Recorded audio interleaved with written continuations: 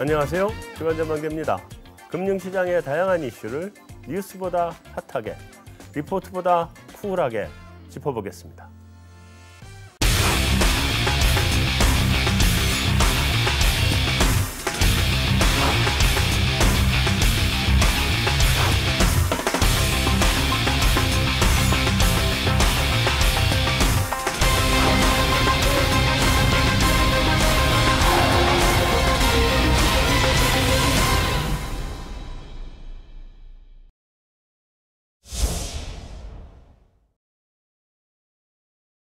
안녕하세요.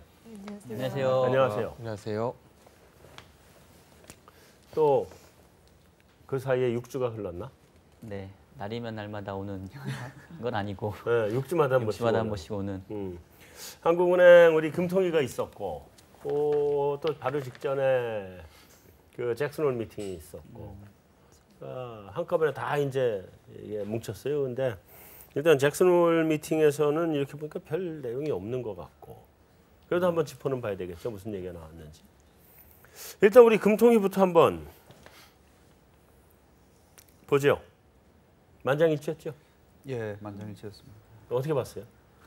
제가 제일 인상 깊었던 부분은 그 뒤에서도 말씀들 하시겠지만은 총재님이 이제 시장에 제일 관심이 그 아시다시피 이제 뭐 청와대 인사의 발언으로 금리 인상이 좀 당겨질 수 있다라는 이제 그런 분위기가 좀 있었거든요. 시장에 있었죠. 예, 그 배경 중에 하나가 이제 뭐 부동산 때문에 금리를 좀 빨리 올려야 되는 게 아니냐, 뭐 부동산 가계부채 그래서 이제 그쪽 관련들이 질문들이 좀 있었는데요. 총재님이 그 발언하시는 중에 그 완화 정도를 조금 이제 늦출 수는 있는데 뭐 좀 안정이 되면 근데 너무 이걸 오래 끌고 가면은 결국 금융 불균형, 뭐 가계부채가 다시 더 늘어날 수 있고 이런 얘기를 하시면서 그때 이제 시장이 국채 선물이 이제 약세로 좀 전환하면서 그 부분이 제일 오늘 좀 포인트였고 그래서 이제 일부에서 그 부분만 놓고 보면은 좀 매파적이지 않았나 그런 해석들을 할 수 있을 것 같습니다. 그게 청와대의 모 인사께서 말씀하신 지금 현재 금리 수준은 적정하진 않은 것 같다. 뭐 이런 식의 얘기였었죠. 네, 조금 많이 낮춘 것 같다. 그렇죠? 문제가 있다. 뭐 이런 식으로 얘기를 했었죠. 발언을 했을 때는. 근데 뭐 그런 발언을 할 그 포지션이냐 하는 걸 조금 우리가 좀 접어두고 어쨌든 뭐 한국은행에 계신 분들도 금리에 관한 얘기는 안 하는 대외적으로 하지 않는 게 원칙이고 또 정부 쪽에서도 안 하는 게 원칙인데 뭐 얘기를 했더라고요. 근데 어쨌든 그 이주열 총재님은 지난번에도 한번 그 정부 쪽에서 발언이 있고 난 다음에 내리기 시작해가지고 꼭 오비락이더니 이번에도 잘못하면 오비락이 될 것 같아요. 그죠? 그래서 얼마 전에 국회에 가서는 좀 적절치 않다라는 발언을 하신 것 같습니다. 그죠? 오비락일지 어쩔지 모르지만 어떻게 보셨어요?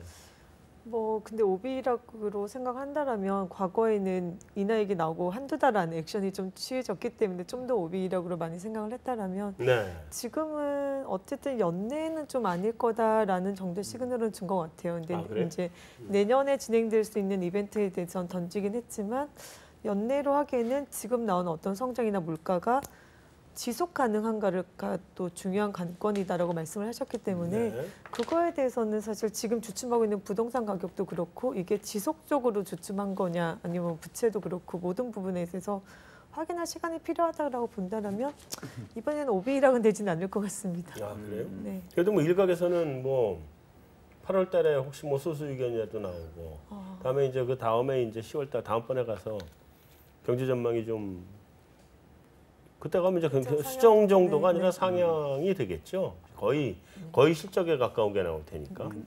그러면서 뭐 금리 인상이 좀 가시화되는 거 아니냐 뭐 이런 기대도 있지 않았었어요? 근데 전 8월 달에 사실 부동산 대책 나오면서 언론을 중심으로 그리고 물론 그때 금통위 의사력도 나오긴 했었죠. 그래서 언론을 중심으로 굉장히 보도는 많았지만 시장에서 그래서 언론 때문에 우려가 생겼지만 실제로 또 애널들 안에서 그렇게 8월에 소수 의견 그런 얘기는 많이 안 나온 걸로 알고 있거든요. 그래서 시장이 아니라 시장 중심이 아니라 언론 쪽에서 얘기가 저는 나왔다. 좀 개인적으로는 그렇게 좀 생각을 하고 있습니다. 기자들이 좀 앞서가는 측면이 있어요. 그러니까 잘 알지도 못하면서. 그런 건 아니지만 어떤 이슈가 딱 터졌을 때 가장 좀 자극적이고 그냥 가능성이 1%의 가능성이 있으면 사실 언론은 보도를 하는 게 맞다라고 보고 있기 때문에 그쪽에 대해서 시장도 완전히 일리가 없다라고 생각해서 반응을 안 했겠죠. 근데 그럴 수도 있겠다라는 우려도 있었기 때문에 사실 그때 시장 금리도 같이 조금은 영향을 받지 않았나. 했었고. 네, 그렇게 생각하고 있습니다. 뭐 어떻게 봤어요? 뭐 사실 이제 아까 우리 서영미 연구도 얘기한 것처럼 애널리스트들은 이렇게 연내 인상을 보는 쪽은 많지 않았는데 이제 기자분들 중심으로 이제 언론에서 연내 인상 얘기가 나왔는데 기자는 아무래도 이제 그렇게 볼 수밖에 없죠. 근데 이제 아마도 뭔가 이 하는 내에서 그런 어떤 뭐 분위기, 뉘앙스 뭐 이런 것들을 조금 풍겼지 않았을까라는 생각이 저는 들었던 게 네. 저는 이제 오늘 총재님 전체적으로 말씀 들으면서 어떤 느낌이었냐면 만약에 이 지정학적 리스크가 불거지지 않았었더라면 생각보다 상당히 호키시한 금통위가 될 수도 있었겠다. 충분히 가능한 얘기죠. 그리고 어쩌면 소수 의견을 누군가 냈을 수도 있었겠다. 그러니까 그 오늘 뭐 경기의 상하방 리스크를 얘기하셨는데 경기 상하방 리스크는 뭐 글로벌 경기가 생각보다 좋아진 거, 추경 편성되면서 뭐 상당히 재정 지출이 늘어난 거. 분명히 이제 이걸로는 경기에 있어서는 기존보다는 이제 높게 볼 요인이 확실히 생긴 거고요. 네. 근데 그런 상태에서 이 지정학적 리스크가 커지면서 약간 균형을 잡아준 거죠. 근데 만약에 이 지정학적 리스크가 뭐 불거진 게 사실 얼마 안 됐으니까 이게 시기적으로 조금 뒤늦었거나 아니면 없었더라면 어쩌면 하는 입장에서는 훨씬 더 강하게 금리 인상 시그널을 낼 마음이 저 밑에는 있었던 게 아니냐. 그래서 이제 그런 변화들이 뭐 기자들 사이에서도 어느 정도 조금 이렇게 취재 과정에서 묻어나지 않았을까 하는 생각이 들고요. 근데 뭐 결국은 이제 한은은 금리 인상에 대한 의지를 확실히 보여줬고 다만 이제 인상의 여건이 과연 무르익을 수 있겠냐 뭐 이제 그걸로 시장의 관심은 이제 옮겨가지 않을까 이런 생각을 좀 했어요. 자 간단하게 어떻게 보셨어요? 저도 오늘 앞에 다른 애널리스트 말씀을 다 해주셔서 포인트는 두 가지 떴던 것 같습니다. 첫 번째로는 일단 그 어떤 그 견실한 성장에 대한 어떤 자신감은 유지를 했다. 근데 북한 리스크 얘기를 했다라는 점에 대해서 어쨌든 일단 좀 자신감은 있는데 뭔가 걸리는 게 많다라는 얘기를 한 거고요. 두 번째로는 결국에 말씀드릴 수 있는 부분 가계부채 총량 레벨에 대해서 얘기를 했다라는 이 두 가지 포인트가 시장에서 보셨던 가장 궁금한 부분 그리고 더 나아가서 내년 경로에 대해서 어떻게 생각하고 있는지에서 한번 좀 짚어볼 수 있는 상황이 아니었나 이 두 가지의 포인트가 아니었나라고 정리하고 있습니다. 자, 오늘 그 기자회견하면서 하신 말씀 중에 이렇게 대충 보면 경기는 글로벌 경기를 중심해서 계속 좋고 국내 경기에 대해서는 뭐 특별히 언급이 있었나요? 국내도 내수도 좋아지고 있다라고 했고 수출도 뭐 긍정적이다라고. 수출 쪽에서 굉장히 긍정적이라고 얘기하고 그리고 있었죠. 내수도 이제 조금씩은 좋아지고 있는 그림이다라는 얘기를 했기 때문에 앞서 김동훈 연구원 얘기한 것처럼 사실 경기에 대해서 좀 자신감은 분명히 좀 표현을 한 것 같긴 합니다. 근데 개인적으로는 사실 수출이 좀 안 좋아질 부분도 있는 것 같은데 그거보다는 좀 더 많이 자신감을 좀 가지고 계신 것 같다는 느낌? 수출 어떤 면에서요? 저희는 4분기에 접어들면 이제 선박도 그렇고 IT도 그렇고 성수기를 지나면서 좀 국내 수출 증가율이 분명히 둔화될 수 있는 여지도 있고 작년 기저효과를 본다 하더라도 분명히 좀 힘이 빠질 여지가 있는데 두 군데 다 굉장히 좀 현재 현상을 보고 굉장히 자신감 있게 얘기했다라는 게 약간은 저희는 약간 톤을 좀 수출에 대해서는 둔화될 수 있지만 뭐 내수나 이런 쪽이 소비가 좋아질 여지가 있다 정도를 좀 기대를 했었는데 두 군데 다 좀 자신감을 많이 보인 것 같습니다. 그럼 금리 인상을 해야 되는데 우리도 사실은 일각에서 나오는 얘기처럼 우리도 그 인플레이션 갭만 가지고 금리 인상해야 되는 거 아니에요? 뭐 인플레이션 자체는 도저히 못 쫓아오니까.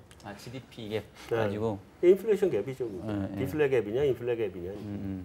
근데 뭐 지금 어쨌든 물가는 거의 목표 수준에 왔는데. 근데 저건 아니잖아요. 지금 코어는 1.5 정도 1% 중간 정도입니다. 근데 이제 뭐 한은은 사실은 뭐 인플레 갭보다는 GDP 갭을 좀 많이 얘기를 했던 것 같고 지금 내년도 하반기 정도 가면 GDP 갭이 플러스로 전환될 거다라는 얘기들은 지금 계속 하고 있거든요. 그러니까 지금은 플러스가 아니다? 지금은 아니고. 그리고 그러면서 이제 통화 정책의 시차를 감안해 보면 사실 이제 그게 관련된 오늘 질문도 있었는데 마지막 기자의 질문이 그 GDP의 플러스 전환 시기하고 그다음에 통화 정책의 파급 시차를 이제 절묘하게 낚임성으로 해서 뭔가 좀 유의미한 멘트를 끌어내려고 했는데 우리 또 총재님께서 다 간파하시고 그걸 또 피해 가셨는데 근데 어쨌든 간에 뭐 의견을 완전히 뭐 감추시지는 않고 결국은 기존의 GDP 갭의 플러스 전환이 내년도 하반기 정도로 예상이 되고 통화정책의 파급 시차가 짧게는 6개월, 뭐 길게는 뭐 1년 이상이라고 한다면 대충 이렇게 플러스 마이너스 산수해보면 뭐 올해 연말 내지는 뭐 내년 초 내지는 내년도 중반 요 언저리에서 사실 금리 인상 예상 시기가 나와 버리거든요. 그래서 결국 이제 한은의 스탠스는 그런 것 같아요. 분명히 우리가 금리 인상의 시기를 저울질하고 있다. 그 얘기를 전달하고 싶다. 예, 그거는 이제 전달했는데 아까 했던 저도 소영권 말에 조금 동의하는 게 지금은 경기가 상당히 좋은 모습들을 보여주고 있는데 4분기 가면은 지표들이 어쨌든 뭐 기조 효과든 뭐 숫자 노름이든 분명히 좀 둔화되는 부분이 있는데 그러면 과연 이제 지금만큼 경기에 대해서 자신 있게 얘기를 할 수 있겠나? 이 부분들이 조금 한은한테는 다시 또 새로운 부담이 되지 않을까라는 생각을 하고 있어요. 난 이제 그 의문스러운 거는 뭐냐면 한국은행이 얼마 전까지만 해도 우리 경제의 잠재 성장률이 2% 후반대라고 얘기를 했었거든요. 그 다음에 2.9라고 아예 2.9 후반이라 했었어요. 2.8까지도 내려갔었어요. 그 다음에 이제 지금 정권이 바뀌긴 했는데 박근혜 정부 때는 1%대로 내려갔는지도 모른다는 게 정부의 입장이었었거든요. 그러면 지금 2.9에서 3.0 나온다 그러는데 그 인플레이션 갭 아니에요 벌써? 그러니까 하는 총재가 얘기한 거죠. 지속성에 대해서 우리가 고민할 필요가 있다. 지금 일시적으로 이게 GDP 갭이 플러스인지 아니면 이게 지속한지에 대해서 한 번은 좀 확인해 보고 싶다라고 이해를 한 거. 지속하는 거 확인하고 나면 이제 버블돼요. 그러니까. 어쨌든 간에 뭐 그건 뭐 그렇다고 치고 뭐 그렇다고 중앙은행 총재가 그 경솔하게 한번 좀 플러스 난 것 같다고 바로 금리 인상하고 마이너스 타고 바로 또 인하하고 이럴 수는 없는 거니까 그건 뭐 어쩔 수 없는 일이라고는 생각을 합니다만 경기에 대해서 그렇게 자신감을 보일 정도면 인상에 들어가야죠. 그럼 자신감을 보이지 말든지. 근데 그런 거죠. 정말 저는 뭐 하여튼 그래요. 네. 너무 내 말에 이렇게 신경 안 써도 돼요. 중요하지 않은 얘기예요. 근데 생각보다 지금 그 수출 쪽에 타격이 좀 있을 수 있다고 지금 생각이 되는 것도 뭐냐면 사드 영향이 생각보다 큰 것 같아요. 크죠. 굉장히 큰 것 같아요. 그러니까 어제 현대차 중국 공장 문 닫았었잖아요. 기아차? 현대차. 현대차 공장이에요. 현대차 북경의 공장에 지금 어쨌든 북경에 내 아주 친한 친구가 CFO로 나가 있거든요. 닫는다는 소식을 듣고 이제 바로 이제 카톡을 했죠. 야, 너 그 CFO가 제일 힘든 거 아니야? 그렇지. 지금 돈 달라는 데가 운동네인데, 그러니까 제일 힘든 자리에 가 있어서 너 힘들겠다고 했더니 야, 뭐 많이 들어 이러더라고요. 자, 공장 어떡하냐고 한번 문 닫고 나면 다시 되돌리기가 쉬운 게 아닌데 그 공장이라는 게 컨베이어 벨트는 그렇거든요. 한번 닫으면 다시 올리기가 어려워요. 근데 그랬더니 여기 지금 재개했어 이러더라고. 그리고 공장 가동을 재개했다고. 그게 아침이에요 벌써. 그리고 우리 뉴스가 안 나왔어. 근데 주가는 마이너스 3%야. 그러니까 그거 샀으면 그냥 3% 먹는 거였었어. 근데 주식 살 생각은 안 했네. 그거 듣고. 하여튼 그런데 만약에 현대차적인 문제가 한 번 더 터지면 이제 공장 쓰거든요. 뭐 그런 문제 있고. 그 이외에 뭐 지금 우리 중국하고 하는 게 한두 가지가 아니잖아요. 그렇죠. 그게 사드가 조금 더 지속이 되고 조금 더 강화되고 이렇게 되면 중국 쪽 수출도 우리 무시할 수 없을 것 같고. 오늘 통화방향 그 문구에서도요 보면 네. 지난번하고 바뀐 게 물론 지난달에도 들어갔지만은 지정학적 리스크가 강조됐고 그 다음에 그 미국의 이제 보호무역 또 한번 얘기는 있었거든요. 그래서 또 뭐 지금 한미 FTA도 다시 얘기 나오고 하고 있기 때문에 그러니까 수출은 저희가 봐도 그러니까 작년 말 올해 초에는 안 좋게 봤는데 봤던 것보다 수출이 경기를 많이 상방으로 끌고 갔는데 지금은 위로 올라갈 룸보다는 뭔가 아래로 갈 수 있는 약간 그쪽은 조금 더 크지 않나 저희도 그렇게 보고 있습니다. 통방문에서 뭐 변화가 좀 있었어요 오늘? 뭐 조금씩 다 변화가 있어가지고 네. 뭐 특이하게 꼽아내기는 그렇고요. 근데 네. 뭐 뒤에 이제 또 얘기를 하겠지만 결국 통방문에서는 향후 통화 정책의 주요 결정 요인으로서 주요국의 통화 정책이 제일 앞단에 있었고 네. 지정학적 리스크가 맨 뒤에 있어서 사실은 뭐 우선순위로 보면 주요국들의 통화 정책이 먼저이고 지정학적 리스크는 아무것도 아닌 것처럼 통화 정책 방향문에는 보이는데 오늘 금통위 그 기자간담회에서는 사실은 내내 지정학적 리스크에 대해서만 얘기를 하셨거든요. 네. 그러니까 뭐 현재로서는 이거를 뭐 핑계가 될지 아니면 하는 입장에서는 이걸로 뭔가 좀 운신의 폭을 열으려고 할지는 모르겠지만 아까 얘기했던 것처럼 마치 지정학적 리스크만 없었더라면 금리 인상의 소수론까지도 나왔었을 것 같은 그런 분위기를 이제 연출하셨다는 측면에서 시장은 이제 그러면 이 지정학적 리스크를 우리가 이제 어떻게 봐야 되느냐 이게 과연 향후에 얼마만큼 뭐 빠르게 긴장감이 완화될 수 있겠느냐 이쪽에 사실은 관심이 옮겨가는데 그거는 아무도 모르니까. 아무도 모르죠. 예.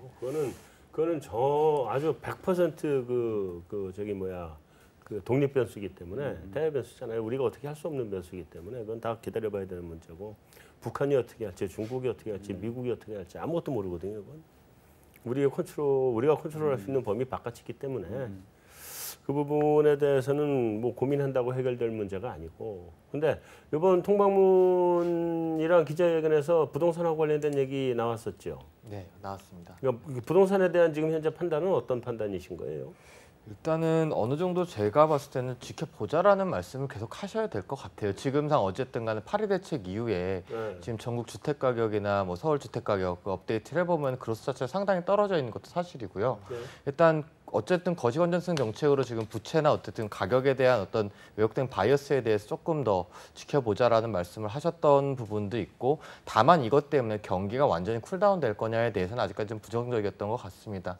그러니까 지금 파리 정책의 타겟팅 자체가 부동산 시장의 전반의 어떤 쿨다운을 얘기하는 게 아니라 일부 과열지구를 중심으로 해서 잡겠다는 얘기였고 거기에 가격이 떨어지는 것도 사실이고 거래량 자체가 좀 줄어드는 것도 사실이지만 그렇다고 해서 어떤 분이 그러니까 어떤 기자 이렇게 여쭤보시더라고요. 그럼 부동산 경기 확 꺾이게 되면 그때부터 소비나 이런 부분에 굉장한 하방 압력이 있는 것 아닙니까? 라고 얘기하셨을 때 총재께서 말씀하신 부분은 그 정도까지 상황을 얘기할 때는 아니다. 부동산 경기 완전히 꺾였다라고 보기는 힘들다. 지금의 상황을 좀 지켜보자 정도로 어떻게 스탠스를 두고 계신 게 아닌가라고 판단을 하고 있습니다. 그래요? 네. 나는 거래 죽은 거로 봐가지고 부동산 죽은 거 같은데. 근데 그런 얘기는 하셨어요. 그러니까 기자의 질문 중에 이렇게 그 부동산 대책으로 인해서 가계대출 증가세가 조금 멈칫하고 주택시장도 안정화되면 통화정책에는 이 금리 인상의 시급성을 낮춰주는 거 아닙니까? 라고 물어보니까 질문하고 싶었어요. 그런 부분에 대해서는 맞다. 근데 하지만 아까 우리 김상원 팀장이 얘기한 것처럼 그럼에도 불구하고 저금리가 장기화됐었을 경우에 뭐 자산가격 버블에 대한 문제가 있으니까 이걸 장기간으로 끌고 가기는 어렵다. 뭐 이렇게 또 균형을 얘기했죠. 이미 장기 아니었나? 이미 버블 다 생긴 거 아니에요? 뭐 그러니까 확실히 하나는 경계를 하고는 있어요. 역시 나는 좀 이렇게 비판적인 성격이 좀 강해가지고 한마디 안 하고 넘어가질 못해서. 오늘 그 약간 더 직접적인 질문도 있었거든요. 25bp 인상하면은 그래서 뭐 가계부채에는 어떤 영향이 있을 것 같냐. 그러니까 총재께서 우리 거기에 대해서 다양하게 시뮬레이션 해봤다 하고 있다 뭐 그렇게도 말씀하셨고요. 그러니까 다 말씀하신 것처럼. 다음 방향은 인상이고 그거에 대해서 그렇게 크게 뭐 아니다 그런 건 없었습니다. 시장은 아주 확실하게 인상으로 이제 받아들인 것 같은데 그래서 그럼 오늘 시장 어땠어요? 첫 번째 시장 어떻게 반응했어요? 우선 총재 발언 시작하고 나서는 좀 국채 선물 시장이 많이 약세로 갔었는데 그 뒤로 기자간담회 오히려 끝나고 나니까 다시 강세 전환을 했다가 계속 변동성은 좀 높은 오랜만에 보기 드문 금통위 때 높은 변동성을 보였죠. 그전에는 뭐 사실 오늘이 금통인지 아닌지 기자간담회 때 거의 움직임이 없었지만 이번에는 시장이 그만큼 언제 정도가 금리 인상이 될까에 대한 그 작은 시그널에도 좀 민감하게 움직였다라고 보고 있습니다. 그러니까 통화 정책의 방향성에 그러니까 말하자면 변곡점으로 받아들인. 그러니까 관련 시그널이 나올 수도 있겠다 정도로 시장은 봤기 때문에 그 말 한마디 한마디에 그래도 이번에 좀 반응을 하는 모습이었다. 그럼 여기 지금 전원이 이제 그 한국은행이 언젠가는 인상을 하겠다라는 시그널을 명확하게 던졌다라고 지금 다 받아들이는 거죠 지금. 그 언젠가는 뭐 다 모르겠지만, 그죠? 그렇죠. 좀 많이 여태까지의 그 금통위하고는 좀 다르네. 오늘은 그렇다면. 여태까지는 전혀 그 생각 없이 왔잖아요. 지난번부터 전 약간 시그널이 있었다라고 보거든요. 그때 지난번부터 그쵸. 좀 그 있었죠. 완화 정도를 네. 조절하겠다라는 표현 자체가 그 말이었기 때문에 이번에는 연속 성장에서 약간의 정말 박정희 연구원이 얘기하셨던 것처럼 북핵 지정학적 리스크를 제외하고는 나머지 어떤 하방 리스크에 대해서는 오히려 언급이 더 줄면서 좀 더 받아들이기에 매파적이었다라고 생각이 되는 거죠. 그러면 지정학적 리스크만 해소가 되면 바로 인상 들어오는 거 아니에요?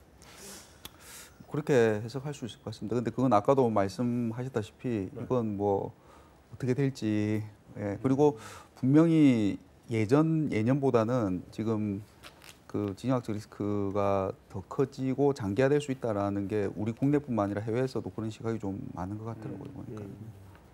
그리고 이게 그 예전에는 뭐 예를 들면 우리 정부랑 북한 간의 문제라든지 이런 경우가 아니고 미국과 일부 그게 있는데 지금은 이게 미국과 결국 중국의 문제로까지 그런 예, 좀 우려들도 있고 해서. 예.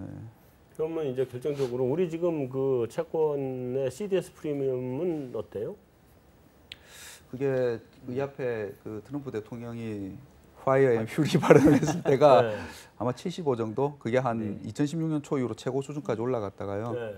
양쪽이 조금 한 발씩 빼면서 한 60대까지 내려갔다가 엊그제 또 북한이 한번 쏘면서 다시 좀 올라갔다가 지금 뭐 그런 상황. 뭐 지금은 뭐 액션을 이제 말은 대화는 안 한다. 안 하겠다 이런, 또 예, 네. 뭐 그러니까요. 그리고 그런 상태죠. 예, 뭐 뒤에서도 얘기 나올 수 있는데 이제 다음 주 9월 9일이 북한 건국 기념일이거든요. 네. 그래서 그때 지난해에도 핵실험을 했습니다. 근데 지난해에는 CDS 프리미엄도 그렇고 시장에서 아무도 관심도 없었어요. 왜냐하면 그때는 북한은 그냥 자기네들은 쏘고 그때는 오바마 대통령이었죠. 뭐 별 그거 없었던 것 같아요. 제 기억에. 예. 근데 지금은 이제 상황이 다르니까요. 그렇죠. 그 우리 주식시장이 그제였나요? 많이 빠진 게 전쟁 설 때문에 빠지고 그래서 전 세계가 좀 충격을 받고 미국이 마이너스로 시작했다가 플러스로 돌린 게 어제 아침장이었나? 그제 아침장이었나? 뭐그 미사일 발사한 네. 예. 그러니까 저 일본 넘어. 그러니까 일본 머리 넘어 그때 예, 그때였죠. 그게 언제였나 며칠이었나 잘 기억이 안 나요. 요즘은 어제 것도 잘 기억이 안 나서 하여튼 그때였는데 그때 야간 선물을 보고 있었는데 미국 시장 시작하고 난 다음에 야간 선물을 봤나 하여튼 봤는데 빅스가 20일 가더라고. 네. 미국 빅스가. 그래서 야 이거 심각하게 받아들이는구나라고 생각했는데 의외로 우리 CDS는 그렇게 심하게 반응을 안 하는 거네. 근데 이렇게 보면 사실은 북한의 행동에 의해서 반응했다기보다는 트럼프의 그 피드백이 더 시장을 그렇죠. 그게 더 민감하게 무서운 졌거든요. 거지. 그래서 아까 우리 뭐 팀장님 얘기하셨던 것처럼 네. 작년에 핵실험 했어도 뭐 아무 의미 없었는데 이제 지금의 이 트럼프는 우리가 예측이 불가한 그런 기질을 갖고 있다 보니까 네.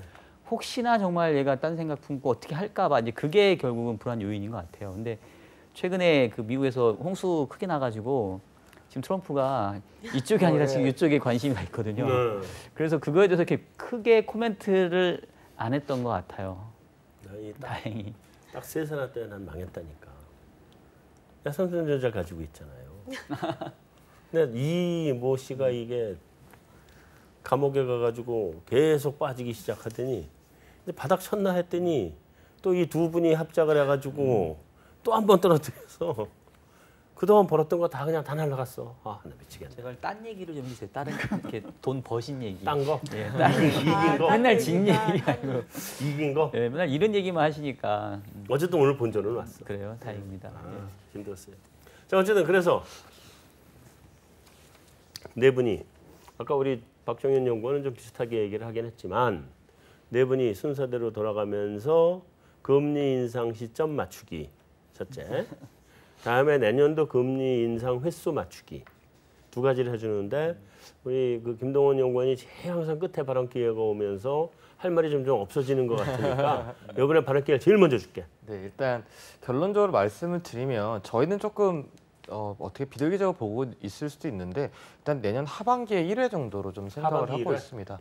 일단은 아까 앞서 연구원님들께서 많이 말씀을 해주셨지만 저는 올해 경기 그리고 내년 경기에 대해서 확신할 수 없는 상황이다라고 생각을 하고 있습니다. 특히 내년 같은 경우는 신정부가 진짜 예산 갖고 일을 하는 시작인데 그 효과에 대해서는 사실 물음표라는 거죠. 사실 최저임금도 올라가게 되고 여러 가지 상황들이 뭐 재정 지출 늘어나기도 하지만 이 효과에 대해서도 확신할 수 없고 사실 지금 한국은행에서 성장률 자체에 대해 좀 포지티브하게 돌아선 것도 새 정부의 정책에 대한 기대감도 일부 반영이 됐다라고 생각을 하는데 여기에 대해서는 확인할 부분이 충분히 있어야 된다고 생각을 합니다. 그리고 지금 당장 9월부터 예산안 들어오는데 상황에서 이게 원활하게 100% 진행된다라는 보장도 분명히 없는 거고요. 일단 여러 가지 상황을 봤을 때 뭐 일단 이번 10월 수행경제 전망에서 어떻게 얘기를 하실지 그리고 이 리스크가 어떻게 반영될지는 모르겠지만 제가 7월 금통에서 가장 주목했던 부분은 내년 성장률을 어쨌든 간에 2009에서 올리지 않았다라는 거죠. 일단 지켜보겠다는 스탠스를 계속 유지하고 있는 거고요. 그러고 나서 내년의 숫자를 보고 일단 그때도 총재님 임기가 다 하시는 시점이니까 그러고 나서 곧장 뭐 인상이나 인하를 하기는 힘들다. 새로 오시는 분이 경기에 대한 방향성이 나오지 않은 상황 속에서 먼저 올려놓고 나가는 것도 좀 이상한 그림이 아닌가라고 저는 생각을 합니다. 그래서 여러 가지 미국의 인상 스케줄, 우리나라 경기 상황 여러 가지 고려를 했을 때 어떻게 보면 내년 하반기 정도가 좀 더 그 인상에 큰 무리 없이 진행될 수 있는 인상이 진행된다면 무리 없이 한 해 정도 진행될 수 있는 상황이 아닌가라고 판단을 하고 있습니다. 한 가지만 얘기해 줄게요. 네. 그게 하우스 비유예요? 그렇죠. 한 가지 조심하셔야 돼. 그 얘기한 전제가 맞다 그러면 하반기 한 번 정도에 대해서는 동의를 하겠는데 혹시라도 이주열 총재께서 위원님 되시면 어떡하려고? 혹시라도. 그러면 이제 계산 달라져요. 항상 유념해 두겠습니다. 한번 해본 얘기입니다. 네. 박진영 근데 연구원. 요즘 사례가 없어가지고. 네, 알겠어요. 그렇지만 만에 하나 알 수 없고. 그러니까 예. 근데 저도 그러네. 진짜 연임이 되면 뭐 달라질 수도 있겠죠. 예. 법적으로 연임이 안 되는 건 아니잖아요, 그죠? 아니 안 되는 거 아니지. 예. 거기 무슨 뭐 몇 년이면 안 된다 이런 거 없어요. 그렇죠. 뭐 약간 딴 얘기는 하지만 사실 미국도 이렇게 보면은 뭐 그린스폰도 그렇고 버냉스도 그렇고 사실 연임을 하면서 통화 정책의 어떤 일관성을 유지해 왔으니까. 그렇게 굉장히 오래 했잖아요. 뭐 그런 면에서 보면 우리나라도 뭐 그런 어떤 사례가 나오는 게 뭐 나쁘진 않을 것 같아요. 그렇죠. 사견이고. 저희는 지금 결론적으로 내년도 2분기 정도의 인상을 예상을 하고 있고요. 그럼 신임이 온다는 전제 하에 네, 오자마자 바로 시작이네? 뭐 굳이 그거를 감안한다면 그러니까 3월까지가 임기인 걸로 알고 있어서 첫 번째 말고 두 번째. 예, 두 번째. 그러니까 6월인가 그럼? 그렇죠. 2분기 후반 쪽에서의 인상을 일단은 시기적으로 보고 있는데 네. 그러니까 뭐 저희도 가정을 깔고 얘기할 수밖에 없죠. 일단 저희는 미국의 금리 인상 시점에 대해서 사실 저희는 올해를 보지 않아요. 저희 이제 내년도 초로 보고 있어서 예. 그래서 일단은 그거는 좀 지켜볼 거다. 그래서 뭐 시장의 컨센은 대부분 내년도 1분기 쪽에 조금 많이 있는 것 같아서 그거보다는 저희는 좀 늦게 보는 편이고요. 그리고 그래도 이제 하반기보다는 일단 이주열 총재께서 결자 해지를 안 하고 가신다는 걸로 생각하는 거죠? 네, 근데 사실 저는 그게 조금 우스운 게 어떤 총재님의 어떤 임기에 맞춰서 통화 정책을 결정한다는 것 자체가 근데 그 얘기가 있거든요. 분명히 시장에서는 내년 3월에 총재님께서 퇴임하시기 전에 아마 그 이전에 금리 인상을 결제 해지 차원에서 할 거다라는 한번 해주면 후임이 편하죠. 그렇죠. 그런 얘기들을 이제 분명히 하시니까 근데 그런 차원에서 통화 정책을 결정한다라는 게 저는 상당히 이게 어쨌든 2분기에 더 중요한 거 아니냐는 거고 2분기 후반 쪽에 그다음에 이제 하반기까지는 또 안 보는 이유는 아까 얘기했던 것처럼 이 GDP 갭의 플러스 전환이 내년도 하반기에 가능하다고 보는 게 경기가 많이 좋아져서가 아니고 잠재 성장률이 너무 떨어져가지고 지금 2.9로 이렇게 책정을 하고 있는 상황에서는 뭐 올해 일단 연간 성장률이 한 2% 후반 나올 거고 숫자가 한 번 나왔다고 해서 잠재 성장을 회복하는 건 아니죠. 이제 여기 좀 지속이 되면 되는데 내년에도 뭐 그렇게 크게 국내 경제가 높은 뭐 고성장은 아니더라도 또 저성장까지는 아닐 것 같아서 대략 한 2% 후반을 할 것 같아요. 그러면 지금 하느니 금리 인상의 요건으로 얘기하고 있는 부분은 어느 정도 달성이 되기 때문에 한은의 현재의 의사결정 구조가 계속 내년도 이어진다면 시기적으로 한 6개월 정도 이렇게 전이라고 보면 대충 뭐 한 2분기 후반 정도가 맞다. 현재로서는 유력하지 않냐 이렇게 저희도 예상은 하고 있어요. 한 번 더 있어요? 없어요? 내년에?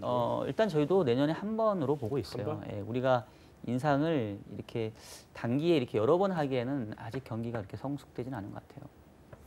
하여튼 거기에 대해서도 한 가지만 내 반론을 제기하면 네. 내가 이주열 총재의 입장이라 그러면 이게 대세 지장이 없는 한은 내 임기 마치기 전에 내가 금리 인상을 해놓고 갈 것 같아. 이게 결자 해제의 문제가 아니라 후임이 오면은요.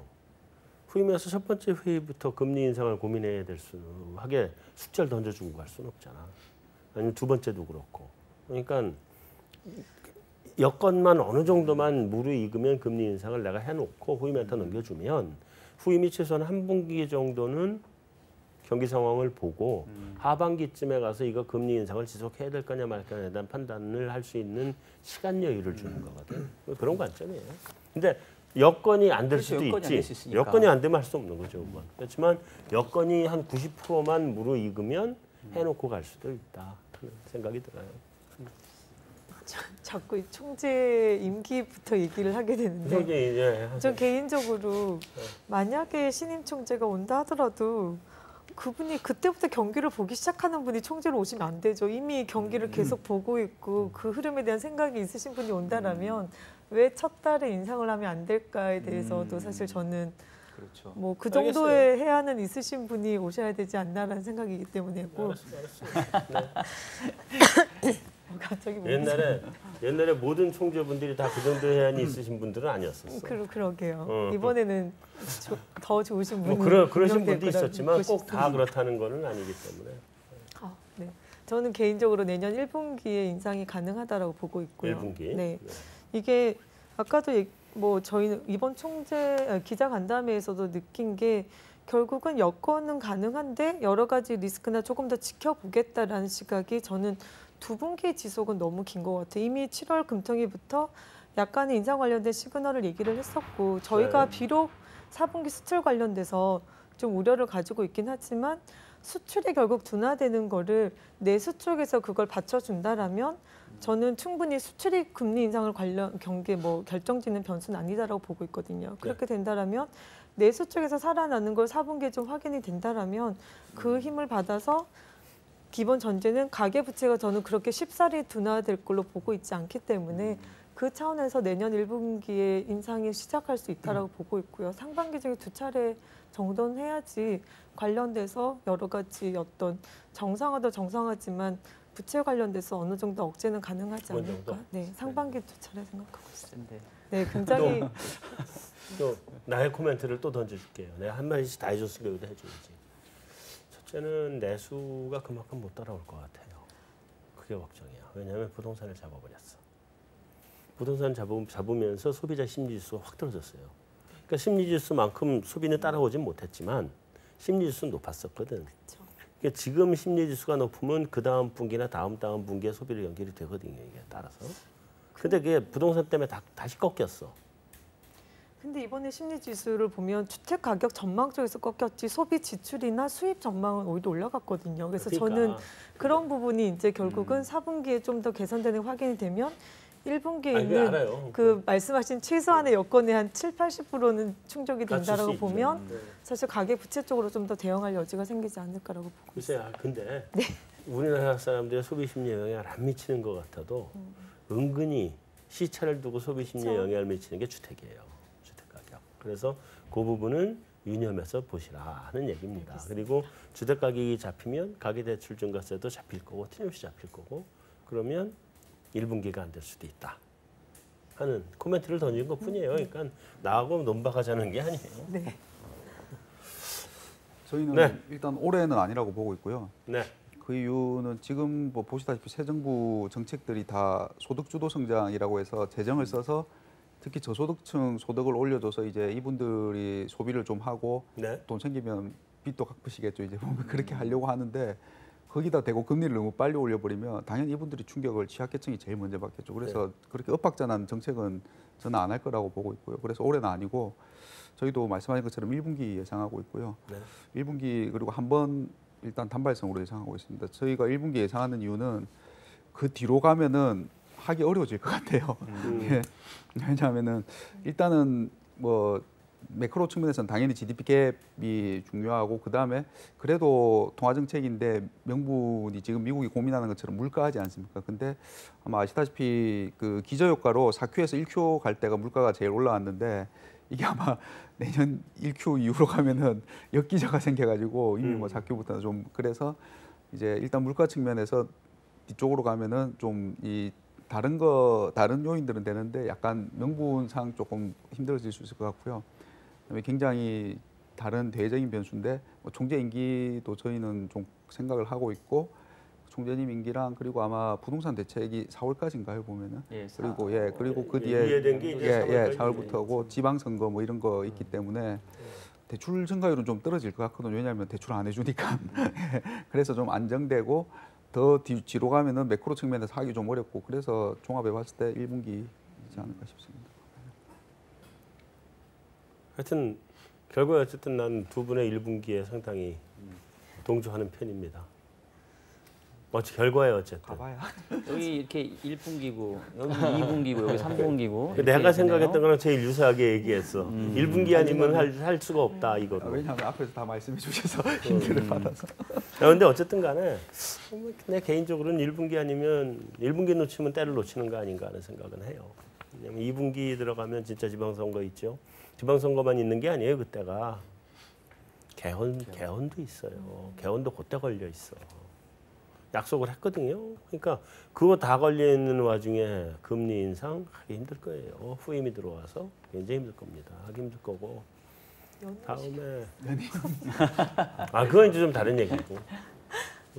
그 다음에 이제 또 문제가 뭐냐면 이런 문제가 있죠. 그러니까 이번 정부가 여소야대 정부잖아요. 여소야대 정부가 갖고 그 정권을 끌고 가는 방법은 지지율이거든. 아니 국회에서는 도장받기 힘드니까. 근데 여론의 명분을 등에 업어야 국회에서 수없이 끌려오거든. 그러니까 지지율을 갖고 가야 되는데 지지율을 갖고 가는 건 지금은 여러 가지 액션을 통해서 지지율을 높게 갖고 가지만 궁극적으로는 경기거든요. 한 1년 지나고 나면 경기가 좋아져야 지지율이 따라와요. 그래서 금리 인상에 그렇게 본격적으로 나서긴 쉽지 않을 것 같다는 생각이고 좀 최대한 딜레이 할 수 있는 만큼 할 거예요. 미시적으로 대응하면서. 근데 그래서 한다 그러면 1월 정도가 기회가 되지 않을까 하는 게 나도 사실은 여러 가지 스케줄을 놓고 봐도 그 정도밖에 답이 안 나와요. 그리고 2분기 이후는 안 할 것 같다. 이게 내 개인적인 의견을 나도 오늘 피력을 했습니다. 네. 자, 우리 이제 잭슨홀 미팅으로 가봐야 될 텐데 잭슨홀 미팅에서 우리 제일 중요한 건 일단 미국을 좀 봐야 되니까. 아까 미국 2분기 GDP가 2.6에서 3.0으로 수정됐다 그러니까 우리 박정영 연구원 그 별거 아니에요. 딱 뭐 분장실에서 분장실 토크로. 연율로 바꿔놨으니까 그런 거죠. 뭐 연율로 바꾸지 않았으면 0.1%포인트도 안 될 수도 있는 거죠. 연율이니까. 그래도 3.0이면 큰 거 아니에요? 저 누구야? 저기 미스터 트. 네. 그럼 아주 그냥 뭐 난리 날 것 같던데 2.6 가지고도 자기 성과라고 막 그렇게 언성을 높였는데. 근데 제가 왜 2분기 3.0을 조금 디스카운트해서 말씀드렸냐면 네. 미국은 전기 대비 연율을 그렇죠. 쓰고 있잖아요. 전기가 나빴나요? 그러니까 지난 분기 대비 그 분기를 그것도 이제 연율화해서 하는 건데 네. 1분기 성장이 상당히 낮았거든요. 그래서 그랬군요. 미국이 늘 항상 계절적으로 네. 1분기가 성장이 낮고 2분기가 이 용수철 튀어오르듯이 확 튀는 그런 패턴이 있어서 네, 계속 그래왔죠. 예, 그거에 비춰보면 뭐 이 3.0이라는 게 그렇게 아주 흥분된 숫자는 아니다. 근데 1분기가 계속 무슨 뭐 이상기온 이런 것 때문에 나빴잖아요. 근데 그 네. 계절 조정해서 3.0 나온 거 아니에요? 근데 그런 계절 조정을 함에도 불구하고 이상하게 다는 안 된다? 지난 몇 년 동안의 패턴을 보면 항상 그래요. 생겨버렸죠. 1분기가 안 좋고 2분기가 좋고. 그래서 1분기 안 좋게 났을 때도 이건 그냥 예. 계절적이기 때문에 다음 분기 올라갈 거야 이제. 그러니까 1, 2분기 평균에서 거의 대부분 보면 상반기. 1분기에 1.4인가 예, 이랬잖아요. 예. 그러면 평균되면 3.0이면 2% 초반. Y가 그냥 2.2%. 예, 예. 그냥 뭐 연준 전기 대비 연율로 예. 2.2. 예. 전기 대비 저희가 GDP를 그러니까 볼 때는 전년비로 그러니까 전년 동기 대비 연율. 맞습니다. 그렇게 하면 2% 초반이고 이건 뭐 컨센이나 연준이 보는 그냥 그 정도. 그 정도지. 아 그러면 전부 다 3.0이 별게 아니다라는 것에 동의를 한다. 그리고 사실 그날 이렇게 나왔는데 미국 시장 금리가 별로 안 올랐거든요. 물론 이제 그래요? 그 동상이몽이 주식시장에서는 좋은 걸 보고 채권시장에서는 안 좋은 걸 볼 수 있는데 진짜 서프라이즈고 좋았으면 금리가 뭐 더 올랐을 수도 있을 텐데요. 이분들이 미국에서 애널리스트 하기 정말 다행이다. 미국에서 애널리스트하고 이런 얘기했으면 트럼프가 바로 트윗 날렸어요. KB증권의 김상훈 애널리스트 너 그거밖에 못하니 이거 바로 나와. 지금 거기는 어떻게든 지금 홍보를 해야 되는 판인데. 좋습니다. 그러면 2분기 GDP를 2.6에서 3.0으로 올린 게 별게 아니다. 알겠습니다. 이번에 허리케인은 타격이 어느 정도 될 것 같아요? 허리케인이 뭐 피해가 크다라고 하고 추정 굉장히 크다고 규모가 그러잖아요. 근데 300억 굉장히 버퍼는 크더라고 300억에서 1000억까지 이렇게 맞아요. 분포가 좀 큰데 저희 하우스에서 분석을 했을 때 1000억 정도 피해를 줬던 게 2005년에 카트리나가 그렇죠, 그 그렇죠. 정도였는데 그때도 보면 소매 판매 물론 그달은 굉장히 위축됐지만 모든 생산 지표도 그렇고 소비도 그렇고 3개월 안에 다 이렇게 회복을 했으니까 결국 이거죠. 또 3분기 좀 안 좋겠지만 4분기는 좋아질 테니 그럼 또 괜찮다 정도로 보는 것 같아요. 물론 안 좋은 거 맞긴 하지만 뭐 지속적인 영향은 아니니까요. 그리고 뭐 유가나 뭐 이런 쪽도 생산 그때도 많이 파괴가 됐지만 결국은 3개월 안에 이전 수준을 훨씬 상회한 수준까지 다 회복이 됐다라면 지금도 충분히 가능할 거다라고 봅니다. 저기 원유도 일시적인 생산 차질. 네, 네. 그러면 이제 완전히 이거네 요철이네. 1분기 나쁘고 2분기 좋고 3분기 나쁘고 4분기 좋고. 뭐 어쨌든 영향이 없을 수는 없는 것 같긴 합니다. 3분기. 그다음 1분기 또 나쁘고. 완전히 요철이네. 네, 근데 이게 알겠습니다. 전기비를 써서 그런 것 네. 같아요. 예, 전기비 숫자이기 때문에. 자, 어쨌든 이거를 갖다가 그 원래 사실은 이런 그 천재지변은요 경제 성장률 관점에서는요 큰 호재예요. 그렇죠. 때려부숴 공장 제외되고 도로 다시 복구해야 되고 이게 다 GDP를 잡히거든. 파괴된 거는 GDP를 안 잡아요. 그거는 스톡이니까. 우리 항상 플로우만 재잖아. 네.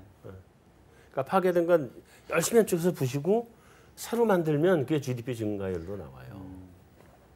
그래서 우리나라 서울시의 모든 구청장님들이 도로를 맨날 갈아엎어버리고 새로 까는 게 그게 구의 경제 성장률을 높이는 길이거든. 그래서 경제 성장률은 더 좋아지는 거 아니에요? 미국? 이 정도면? 그래서 뭐 일부에서는 아까 오늘 우리 저 금통위 기자회견에서도 이제 총재님한테 이게 미국 연준의 통화 정책에 영향을 미칠까 뭐 현재까지로서는 아닐 것 같고 네. 근데 이제 뭐 미국 현지 내부에서도 오히려 이것 때문에 약간 긴축보다는 부양으로 다시 좀 갈 수 있지 할 않냐. 수밖에 없죠. 그리고 아마 의회에서도 트럼프 대통령의 발언이 더 세질. 그래서 뭐 셧다운이나 이런 쪽도 지금 뭐 이렇게 됐는데 싸우면 욕 들어오겠죠. 그러니까는 다 따라올 수밖에 없어요 지금. 어쨌든 뭐 그렇게 보고 지금 트럼프 대통령이 의회에서 그 정부 그 부채 한도 그거 늘려야 되는 상태 아니에요? 예, 그래서 지금 그걸 얼마 안 남았어요, 늘리면은 9월 말인가요? 일단 공식적으로는 그때 임시 연장한 게 10월 뭐 중순 정도인데 지금 재무장관은 9월 말에 투표에 붙이겠다 했으니까 9월 말에를 일단 데드라인으로 삼는 상황이고요. 참고로 이미 기존의 부채 한도의 수준 넘어갔습니다.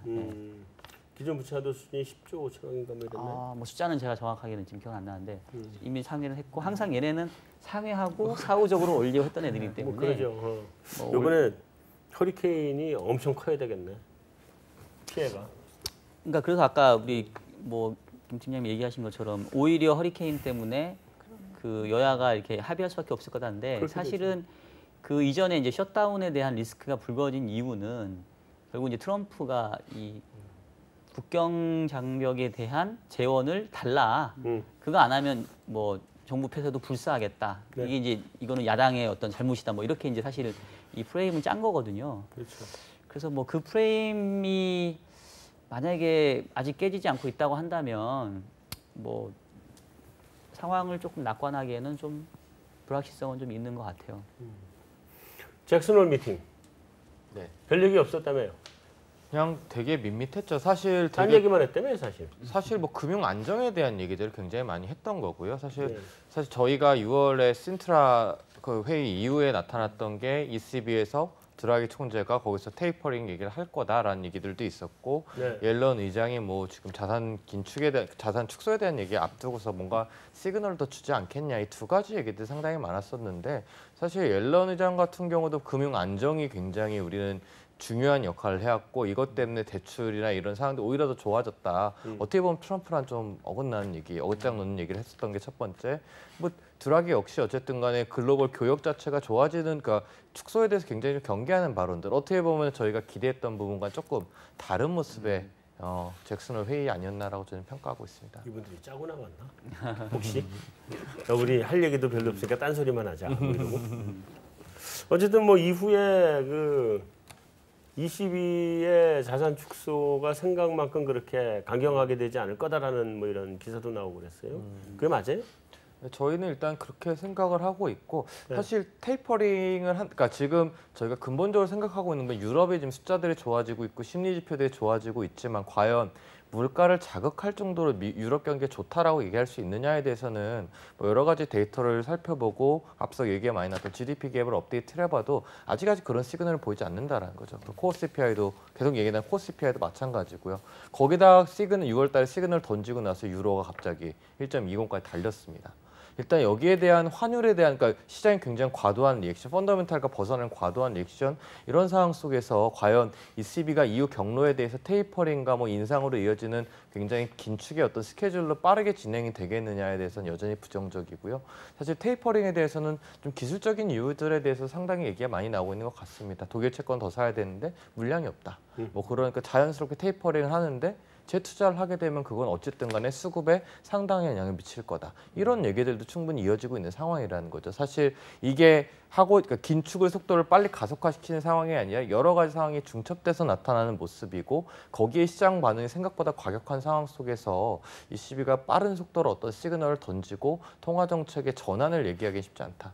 2011년의 경험도 너무 클 것 같아요. 생각보다 빨리 올렸다가 빨리 내려야 됐던 그 상황에 대해서도 염두할 수밖에 없을 거라 생각하고 있습니다. 그러니까 유럽하고 일본하고 똑같은 사정이라는 거죠. 그러니까 테이퍼링을 의도적으로 안 해도 더 이상 살 게 없어서 자동적으로 테이퍼링이 돼가는 그런 부분도 상당히 그런 거죠. 네. 알겠습니다. 넘어가 보죠 우리. 대체제표 축소는 예상대로 시작한다고 보세요. 10월달에. 우리 계속 10월 예상하고 있었잖아요. 네, 9월 그러니까 9월 FOMC에서 회의에서, 발표를 네. 해서 10월부터 그러니까. 진행될 거다. 근데 여전히 그렇게 예상을 해요? 저는 여전히 가능하다라고 보고 있습니다. 아, 이게 사실 자산 축소가 진행돼서 물론 연준의 자산이 줄기 때문에 기본적으로 유동성 공급이 주는 건 맞긴 하지만 채권 시장 참여자들이 그냥 느끼기에 입찰 재투자 규모는 지금 하는 거랑 4분기에 뭐 60억 국채 기준으로 갔을 때도 재투자 규모는 비슷하고요. 100억 달러 내외가 되고 내년 1분기에는 그 스케줄대로 60억을 더 올려서 120억 달러 국채를 축소한다 하더라도 내년 재투자되는 규모가 한 200억에서 300억 정도는 계속 되는 거거든요. 그래서 네. 채권 시장에서 입찰하는 사람들 느끼기에 큰 무리는 없다라고 본다라면 원래 계획대로 사실 전 오히려 옐런이 정말 결자 해지의 차원에서 시작을 하고 가는 게 더 좋지 않을까. 아니, 옐런은 결제 해지가 아니에요. 결은 아 그렇네요. 앞에 버시가 했어요. 너무 오랫동안 그렇습니다. 결은 버시가 그렇네요. 했고. 네, 그런 후임으로서 네, 되게 네. 측근으로서 마무리를 좀 해주고 뭐 가는, 그런 거죠. 그런 네, 거. 그 정도 차원으로도 가능하지 않을까 보고 있습니다. 자, 이제 제일 마지막에 제일 궁금한 거 몇 가지가 있는데 그 중에 첫째, 좀 빨리 갑시다 이거. 금리 인상 언제예요? 미국이요? 네, 이번에 뭐 시사한 바가 있어요? 아니요, 없었습니다. 전혀 없었고요. 언제로 예상해요? 저희는 자산 축소 시작하면은 금리 인상 당분간 홀딩 안 할 것 같습니다. 예. 그 당분간이란?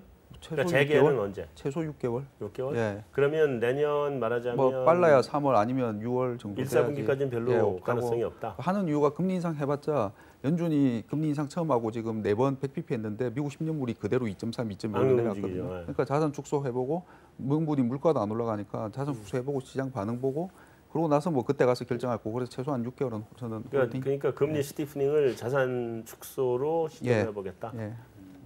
그러면 어떻게 보세요? 언제쯤? 저희도 똑같이 봐요. 내년 빠르면 3월, 늦으면 6월 이 정도 보고 있고요. 아예 하반기로 갈 가능성은 없고? 그렇게까지는 너무 늦었잖아. 안 보고요. 일단 이제 기본 가정은 지금 현재 트럼프가 얘기하고 있는 뭐 정책 중에 일부라도 특히 이제 세제안 정도는 뭐 연말 내지 내년도 초에 어느 정도 이렇게 통과되지 않겠느냐. 그러면은 최근에 이른바 그 인플레에 대한 기대 심리가 쭉 낮아졌고 실제 물가 지표도 내년도 2월까지는 기저효과 때문에 올라가기 어렵거든요. 그래서 연초까지는 좀 뭐 금리를 올리기 쉽지 않은데 그대로 가면 이제 2분기 초반 내지는 후반 정도에는 어느 정도 다시 이제 물가가 좀 바닥을 좀 다질 것 같아서 일단 현재 기본적인 연준의 스탠스는 통화 완화의 폭을 꾸준히 줄여 나가겠다라는 거기 때문에 그 방향 자체를 아예 트는 게 아니라면 뭐 시기는 좀 늦춰진다 하더라도 내년도 하반기면 사실은 지금 6월에 인상했고 내년도 하반기면 1년을 쉬어버리는 거니까 그렇게까지는 아닐 것 같아요. 알겠습니다. 자, 다음 질문.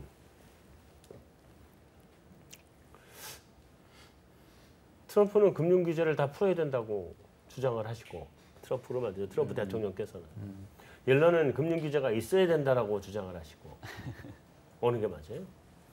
사실 저희가 봤을 때는 좀 더 금융에 대해서 저희가 지난 10몇 년간의 경험을 살펴봤을 때는 그 과도한 레버리지에 대해서는 상당히 좀 뭐 금융인으로서 여러 가지 시각이 있겠지만 좀 경계감이 여태까지 10년 동안 쌓여왔던 컨센서스는 거기에 대해서 과도한 레버리지가 어떻게 보면 금융시장에 불안을 만들었고 이게 경기에 충격을 줬다라는 점에서 봤을 때 저희는 어떻게 보면은 옐런의 손에 좀 더 어떻게 보면은 지금의 사람들의 생각은 가까이 있지 않나. 물론 여러 가지 생각은 있으시겠습니다만 그렇게 생각을 하고 있고 이번에 잭슨 홀에서 옐런의 뭐 이게 뭐 사임을 암시하는 시그널이다라는 얘기가 나올 정도로 굉장히 극렬한 대치를 보이고 있는데 일단은 통화 정책의 관점에서 보고 지난 10몇 년간의 경험을 살펴봤을 때는 거기에 대해서 좀 더 보수적으로 살펴보는 게 어떻게 보면 일반적인 견해가 아닌가 싶습니다. 반대로 돌려보면 사실 마찬가지인 것 같아요. 부동산 얘기 지금 계속 나왔었는데 그러면 금융은 알아서 하는 거고 대출 열어주면서 부동산 가격 더 올리는 게 좋냐 아니면 여기서 제어를 해주는 게 좋냐라는